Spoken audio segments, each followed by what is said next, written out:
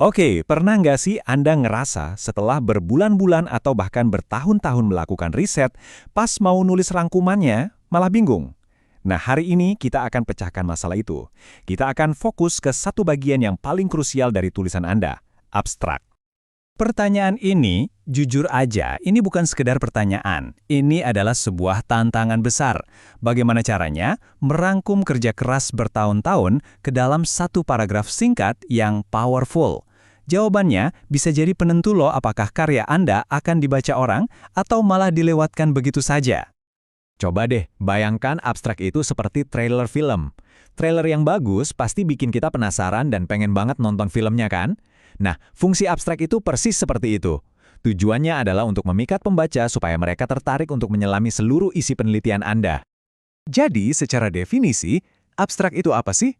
Simpelnya, ini adalah sebuah ringkasan yang super padat, biasanya cuma antara 150 sampai 300 kata, dan yang paling penting, harus bisa berdiri sendiri. Artinya, orang bisa baca abstraknya saja dan langsung paham inti penelitian Anda untuk memutuskan, ini relevan nggak ya buat saya? Ini dia peta perjalanan kita hari ini. Kita akan mulai dari tantangannya, lalu kita bedah cetak birunya, lihat contohnya langsung, bahas kesalahan-kesalahan umum, dan terakhir gimana caranya supaya Anda bisa jadi jagoan dalam menulis abstrak. Yuk, kita mulai. Oke, kita masuk ke bagian dagingnya nih. Rahasia untuk menulis abstrak yang hebat itu sebetulnya bukan sihir, tapi sebuah formula. Ada resepnya, dan resep ini sudah teruji dan dikenal dengan nama IMRAD. Struktur IMRD ini ibarat resep andalan para ilmuwan. Kenapa? Karena alurnya sangat logis dan mudah diikuti. IMRD itu singkatan dari I untuk introduction atau pendahuluan, M untuk method atau metode, lalu R dan D untuk results and discussion alias hasil dan diskusi. Inilah kerangka cerita penelitian Anda. Nah, resep IMRAD ini bisa kita pecah jadi 5 langkah kunci. Anggap saja setiap langkah ini menjawab pertanyaan yang ada di kepala pembaca secara berurutan. Jadi kita membawa mereka dalam sebuah perjalanan yang jelas dari awal sampai akhir. Nah, ini dia panduan praktisnya. Di bagian konteks, Anda jawab apa yang sudah diketahui. Di tujuan, Anda jawab kenapa penelitian ini penting. Setiap bagian punya fungsi dan pertanyaan spesifiknya. Ini seperti checklist untuk memastikan tidak ada bagian dari cerita riset Anda yang terlewat. Oke, teorinya sudah cukup. Sekarang, mari kita lihat gimana sih cetak biru IMRAD ini kalau diterapkan di dunia nyata.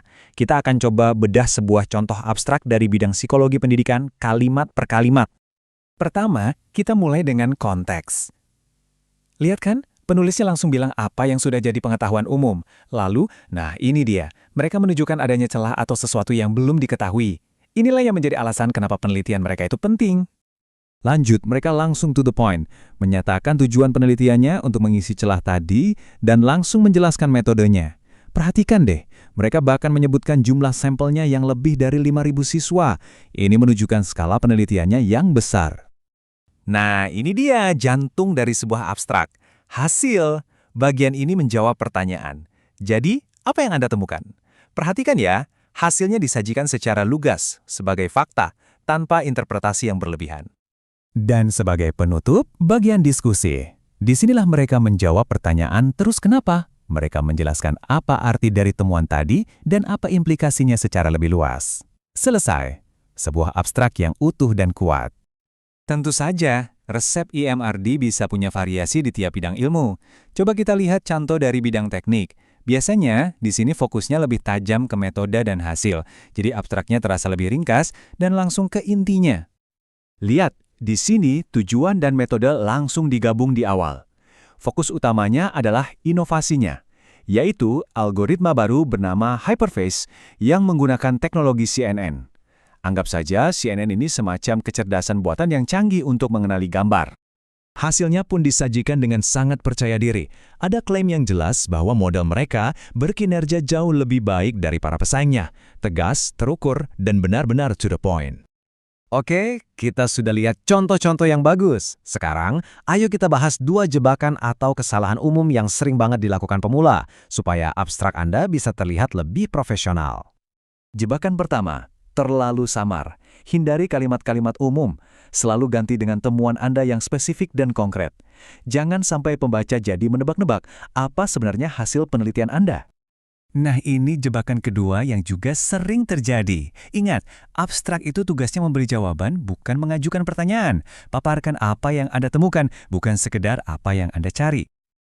Terus, gimana caranya supaya kita benar-benar bisa menguasai seni menulis abstrak ini, khususnya di bidang kita sendiri? Caranya bukan cuma menghafal aturan, tapi dengan melakukan sesuatu yang jauh lebih efektif. Kuncinya cuma satu, lakukan reverse engineering. Coba deh, kumpulkan abstrak dari jurnal-jurnal terbaik di bidang Anda, lalu bedah satu persatu. Coba pahami bagaimana para ahli di bidang Anda menyusun cerita mereka. Nah, biar lebih mudah, Anda bisa pakai daftar periksa ini. Saat membaca abstrak orang lain, coba tanyakan, berapa panjangnya? Langkah IMRAD mana saja yang mereka pakai? Mereka pakai tensis apa? Analisis kecil seperti ini akan mengungkap banyak sekali pola tak tertulis di bidang Anda. Ingat, satu, Anda hanya punya satu paragraf, satu kesempatan untuk menciptakan kesan pertama, satu kesempatan untuk meyakinkan pembaca bahwa riset Anda itu penting dan layak dibaca. Jadi, pelajaran utamanya adalah, abstrak itu bukan sekedar ringkasan formalitas. Ia adalah gerbang utama menuju penemuan Anda. Sekarang Anda sudah punya cetak birunya. Pertanyaannya, cerita hebat apa yang akan Anda sampaikan lewat abstrak Anda nanti?